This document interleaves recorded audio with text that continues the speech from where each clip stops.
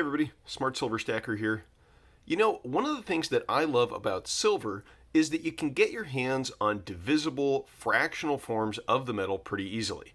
Let's say that you wanted to transact in sound money. Well, a 100-ounce bar might not do the trick, but something like a mercury dime is just about perfect. And that's why for over 100 years, silver and not gold was the common currency for small day-to-day transactions. As far as gold goes, sure, there are some smaller coins like this $10 Indian head, or with modern bullion, you have coins like this tiny little 1/10 ounce gold eagle, but at today's gold price, this tiny coin still has more than $180 worth of gold in it, not exactly suitable for paying for lunch. Now, in the past, in the US, we have used paper notes that were supposedly backed by gold. But as we discovered, the problem with paper notes, like this silver certificate, and sorry, I don't have a gold certificate, but you get the idea, the problem is that the rules can be changed. And then notes like this are only worth the paper they are printed on. But in the modern era of the 21st century, we have a new option. Enter the Goldback. What I'm holding here in my hand is a new form of gold note. It's one that is actually made of gold itself and in a highly divisible form. This one Goldback note actually contains 1/1000th of a troy ounce of pure 24 karat gold. And that is pretty amazing. You can see that these Goldback notes have taken fractional gold to an all new level with some pretty amazing technology.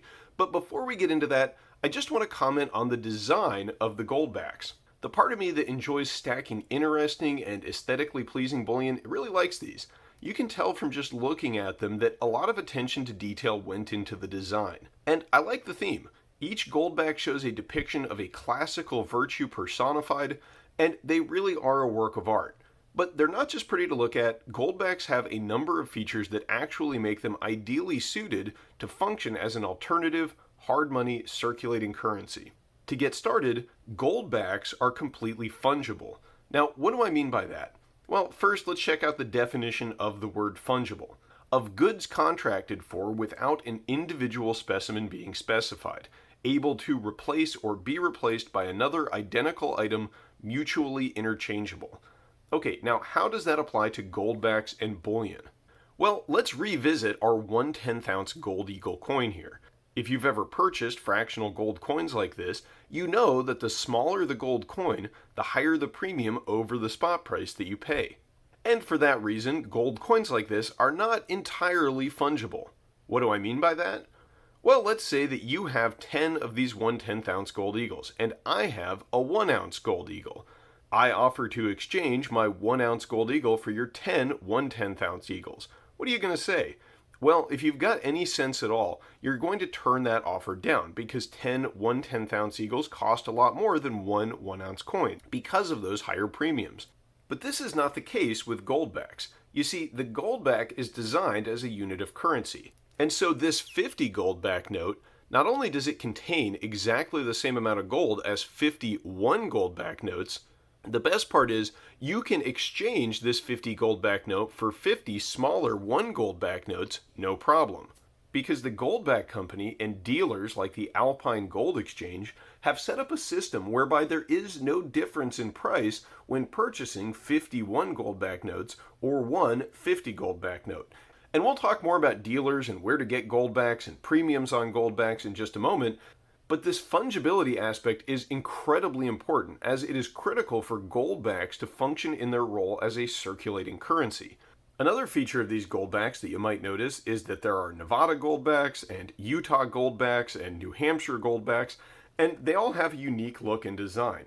Now, all of these various state Goldbacks are still fungible, they all have the same gold weight, but the benefit of having Goldbacks for each state is that they can operate under their various states' legal tender laws. For example, in Utah, Goldbacks are considered specie legal tender.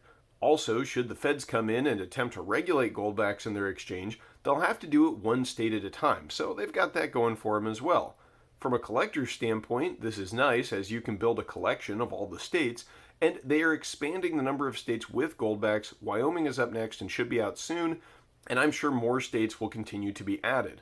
Okay, now let's bring the conversation back around to the topic of premiums, because This is the objection I see raised most often when it comes to stacking goldbacks. Because here's the thing, the premiums are steep compared to other forms of gold bullion, even more so than tiny fractional coins like this 1/10 ounce gold eagle. And first of all, that does kind of stand to reason if you think about it.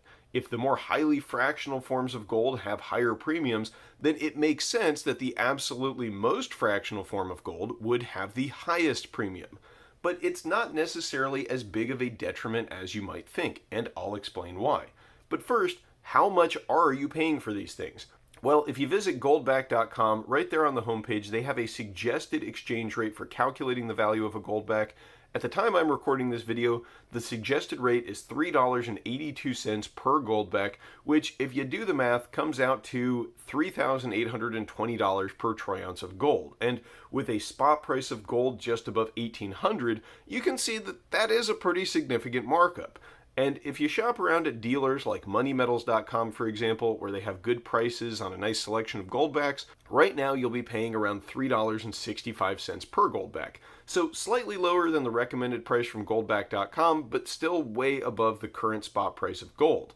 And I will just say right off the bat that if your objective is to purchase the absolute most gold weight for your money, your best bet isn't going to be goldbacks. It's going to be 1 ounce coins or bars, or if you really want low premiums, kilo bars of gold. Obviously, though, those are not well suited for circulation, and there's also a bit more to the story of the premiums on goldbacks. What do I mean by that? Well, you aren't really losing anything by paying a higher premium for goldbacks because there are dealers and market makers out there, like Alpine Gold Exchange, for example, that have a bid-ask spread for goldbacks of 0. Now, what does that mean? Well, it means that if they are selling goldbacks for $3.65 each, they are also buying goldbacks for $3.65 each. Their sale price is the same as their buyback price. And as far as I know, there is literally not a single other bullion product on the market where the market makers are offering this kind of bid-ask spread. Typically, dealers, if they're selling bars or coins or any form of bullion for one price, they are buying it back for another lower price. And that's how they make their profit. But not so with goldbacks. Goldback Inc. has clearly given this a lot of thought, and they have created an ecosystem where the higher premiums are irrelevant, as they have made it very easy to recapture that premium should you decide to convert your goldbacks back into Federal Reserve notes for some reason. Here's the other thing about premiums on goldbacks. You're getting value for that markup over spot. What kind of value do goldbacks offer? Well, as I mentioned before, they're highly divisible, they're fungible, they're pretty to look at, but they've got some other features that you might like as well. How about being extremely difficult to counterfeit? Now, I might almost say impossible to counterfeit, but that's not entirely true, I suppose. Counterfeiters could spend millions of dollars and several years devising the technology to make a facsimile, but that seems extremely unlikely. The very nature of how goldbacks are produced makes this sort of scheme quite prohibitive for would-be counterfeiters. To make these things, gold is atomized and minute amounts are built up on a layer of polymer until reaching the exact desired weight and thickness. And then the gold is sandwiched between another layer of polymer. And on top of a rather complicated manufacturing process, goldbacks have other anti-counterfeit features built in. The patterns and meshes you see built into the design are unique and recognizable.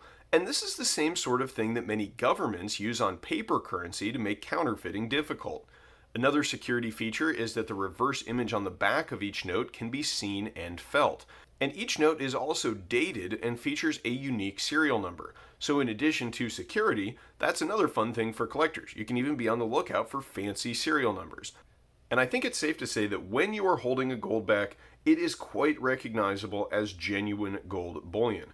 And that's just one more reason why goldbacks are so ideally suited to be a circulating currency, because of the confidence that they instill. So, will goldbacks begin circulating as a common currency? Well, in some places they already are circulating, but if we see inflation continue to spin out of control, you might be surprised at how fast a stable hard money currency like the goldback could catch on in the mainstream. And if that happens, I think the premiums on goldbacks could really explode, as people seek them out not exclusively for their gold content, but because of their desirability and utility as a means of facilitating commerce.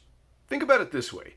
If you melt down this one Goldback note that costs around $3.65, sure, you'll only get about $1.85 worth of gold. But you could say the same thing about your bicycle, for example. If you melt down your bike, the value of aluminum and steel and other metal that you get is going to be worth far less than it was worth in the form of a bike. And that's because the bike has added utility, things that you can do with it. And the same thing goes for Goldbacks. So if you want to get some fractional gold currency that you can use to barter with after SHTF or hyperinflation, or you just think Goldbacks are cool and you want to add some to your stack, where can you get them? Well, I've got two suggestions.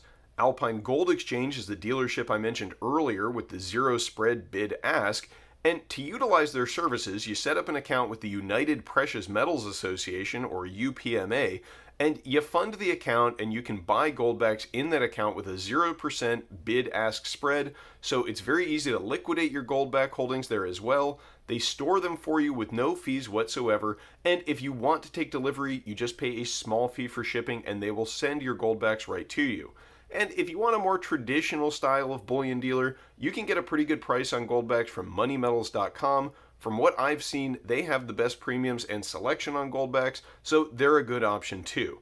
Now, I don't know if I'd want all of my gold to be in something like Goldbacks, although I do think that they are the best form of fractional gold that we have available to us at the moment, and also they have sort of an interesting collector's appeal to them, and I would personally not be surprised if in the coming years, these early Goldbacks that are being produced right now end up with some kind of a collectible premium attached to them as the Goldbacks catch on more and more.